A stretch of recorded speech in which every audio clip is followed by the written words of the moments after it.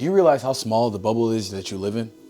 Like the 3 friends you hang out with every single day, or the small city you never leave is not the rest of the world. People live in that mind state, and I find that to be crazy. You really start to believe like your city is the world.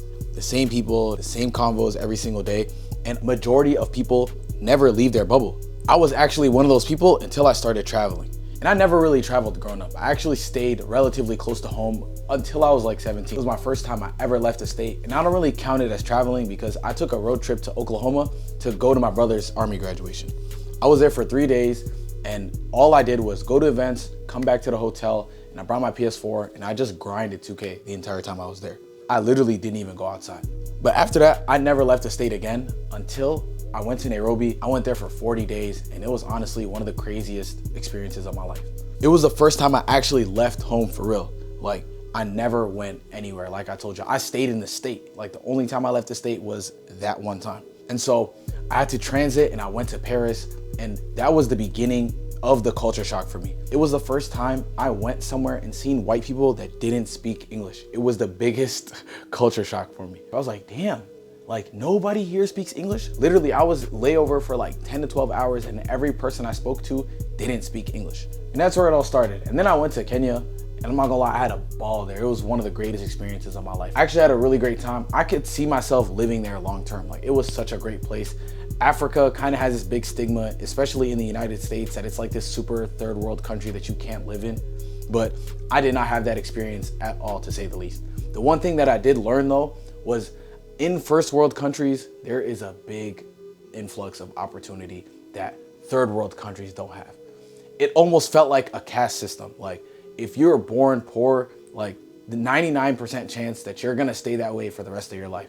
There's no real like light at the end of the tunnel that there is like in the United States. And that's the one thing I learned about traveling there. In this whole video, I wanna highlight the importance of traveling and how good it is for your mental and how different of a person you turn out to be once you start seeing the world. Not through secondhand experiences and TV shows, once you see the world in real life. My second time traveling, I actually went to New York, and that was also a really crazy experience as well. New York City is honestly the biggest city in the world, and the difference of me being in my home city, because I come from a small city in Minnesota, to going to New York City was like night and day. Like the people that you're surrounded with, the strangers, everybody just looked on point. Like everyone was dressed right. They were walking with the utmost confidence.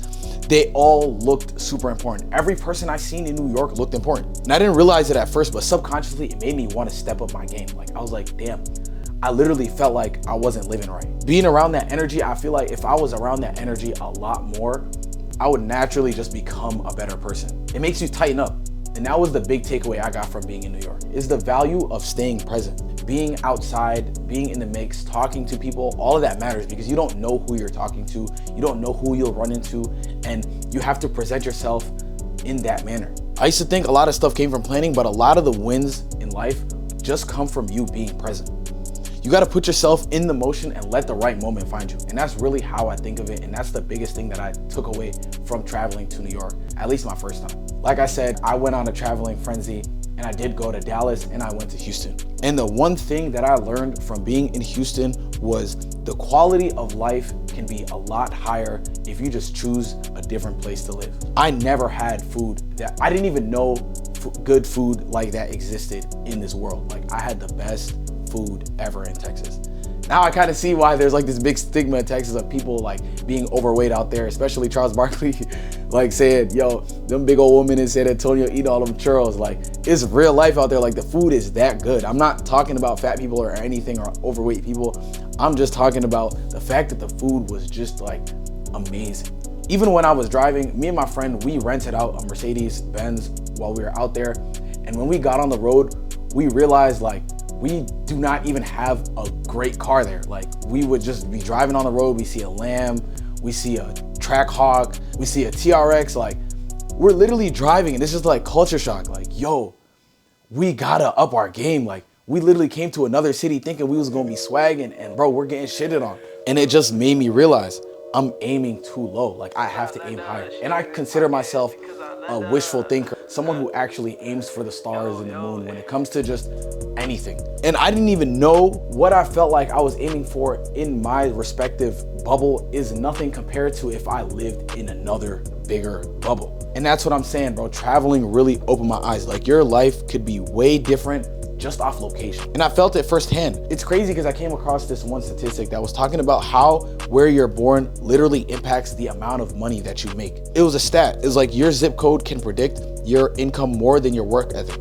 And after being in Texas, I literally felt that firsthand. I was like, okay, that makes sense. If I'm in a city where everybody is driving a Toyota Corolla or a Honda, and then there's another person in another city that sees people driving, the lowest car is a Mercedes C300. They're gonna subconsciously aim higher than the other person. That's just how it works. Pharrell made this point as well. He said, I'm no track star, but I know if I run with track stars, I'm gonna run a lot faster than if I was to try to learn how to run myself. Point is, it's not about how you move, it's about where you move from and where you're moving at.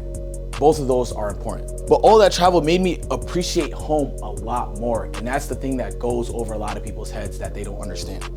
When you leave and come back, you see your home for what it really is, and you see it in a different lens. People always talk about it, but you have to really experience it. And lived experience is the greatest teacher, because there's a level of understanding that comes with it that you can't figure out without truly living it. And it also kind of puts it into perspective that home is just a base. It's not the end all be all. It's not the map. It's not the worst case scenario or the best case scenario. It's just where you start off. And I'm not gonna lie, traveling is so much fun. Like, I actually love traveling. I see it as like a hobby. Like, any chance I do get, I want to travel the world. I want to see everything that I could possibly see, live, or experience. And I realized being in new spaces, meeting people, just seeing something different, it refreshes you. It makes your life feel a lot more full. You end up with more stories to tell, more reasons to smile, more perspectives to look through. All of those things, confidence, clarity, all of those things are a direct factor of you traveling and seeing the world. So I urge everybody that watches this video to please travel the world, go see something different, and listen to the song Safari by Tyler, the Creator, because that is the embodiment of traveling if you could hear it in your ears. Like, Safari was the song that kind of sparked this video. So with all that being said, I hope you guys have a great rest of your day. Someone did leave a very great comment in the last video. Thank you guys so much. Keep leaving comments like that. It kind of makes me want to make more videos like this. Make sure you guys like, comment, and subscribe. I'm about to hit 1,000 subs. And like always, until next time.